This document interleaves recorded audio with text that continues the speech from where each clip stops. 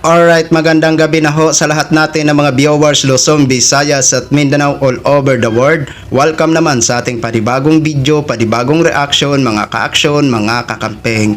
So gusto ko lang talaga magbigay ako ng aking sariling opinion ho. Kasi alam nyo sa totoo lang, no? Nabubuhan ho talaga ako. Sorry ho sa words ha. Talagang nabubuhan ho talaga ako sa ilan sa mga tanong nito ni Senator Judge Robin Padilla dito sa COA witness. Kasi in my own opinion, yung mga ilan sa mga tanong niya hindi naman related sa issue na pinag-uusapan ngayon at lalong hindi related sa naging trabaho nito ng COA witness. So alam naman ho natin kung ano ang trabaho ng COA. Nag-evaluate ho sila. Pero ito ho, si Senator Robin Padilla, nag-aaksaya ng oras, mawalang galang na ho sa inyo ha. Oo, yan ho talaga ang observation ko. Di ba? Ano to si Senator Robin Padilla? Mima lang? May masabi lang?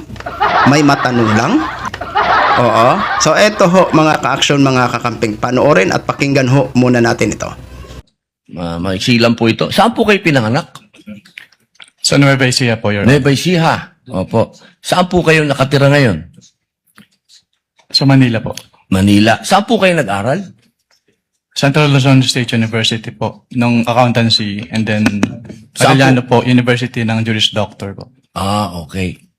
Saan po kayo nakaikot na sa bansa natin? Nakaikot na po ba kayo ng Mindanao, sa Bicol? Marami na po akong naikutan, hindi ko na po maalala lahat, Your Honor. Opo. Kayo po ba ay nakarating na sa BARM? Yes po, Your Honor. Opo. Saan po sa BARM? Sa Sulu? Sa Basilan? Maguindanao? Hindi niyo po matandaan? Hindi Mauubos po ko po yung oras ko. matandaan, Your Honor, kung saan. Bicol po. Nakaikot na po kayo sa Bicol? Yes po, Your Honor. Saan po sa Bicol? Sa Camarines Norte? Sa Camarines Sur po. Sur. Sa Norte, hindi pa po. Hindi ko po maalala kung Nakaikot na po kayo sa mga bundok.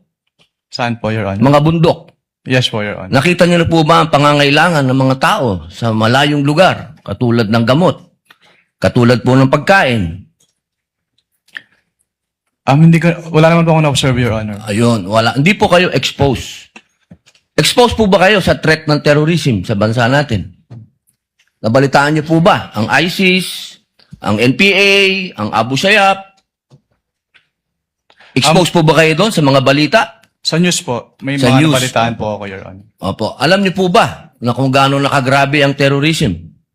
Wala po akong threshold, Your Honor, to determine that. Wala po. Pero kayo po ang humahawak ng investigasyon patungkol sa confidential fund. Tama po ba? Hindi po siya investigation, evaluation po. Evaluation. Ako, tama-tama. Ibig po sabihin, kahapon po, sinabi ninyo na gumawa lang kayo ng preliminary investigation. Tama po ba? Preliminary inquiry. Hindi po. Part po siya ng process namin na mag-issue po kami ng AOM. Opo. So, ibig po sabihin, kahapon kasi narinig ko parang yung ginawa nyo, preliminary lang. Yung AOM po, preliminary lang. Opo. Hindi po yun konklusyon. Kung ang tinutukoy niyo po ay yung...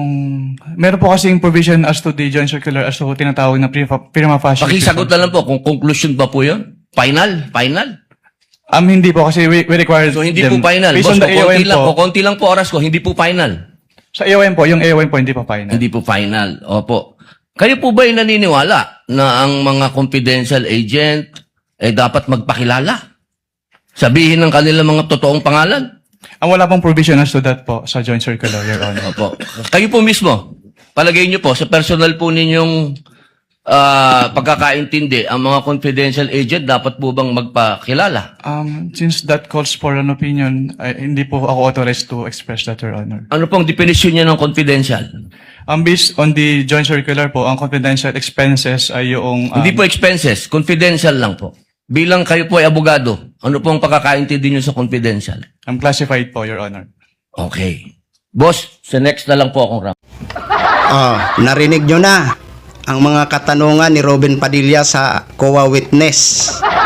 Maiintindihan ko ho yung pagtatanong niya kung taga saan, anong pangalan, anong tinapos. So kumbaga inaalam niya ang background, no? Pero ang hindi ko ho maintindihan Yung tanungin mo kung nakapunta na ng Mindanao, tanungin mo kung nakapunta na ng Bicol, tanungin mo kung anong farm ang napuntahan. Tama pa ba yun na itatanong? Tapos sasabihin mo, maiksi lang antay mo? Maiksi pala antay mo, bakit hindi mo na tinanong ang pinaka-importante? Hindi yung tatanungin mo kung nakaikot na ba siya sa bundok. Di ba mga ka-aksyon, mga kakamping? Nakakaluka. Oo, ang pinag-uusapan ho dito, ang issue sa confidential fund. Tapos tatanungin mo pa kung preliminary. Understood naman yun, Robin Padilla. Ang preliminary, hindi po yun final. Sos Maria Josep naman ito si Senator Robin Padilla. Ay nako mga ka-aksyon, mga kakamping. Ewan ko na lang sa mga bumuto ho nito. Alam nyo, Senator Robin Padilla, no?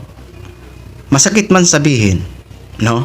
Pero gusto ko lang sabihin bilang ordinaryong Pilipino. At karapatan ko ho ito na sabihin, di ba? Na ano po, na biuhan ho ako sa ilan sa mga tanong mo sa COA witness. Alam mo na maiksi lang ang time mo.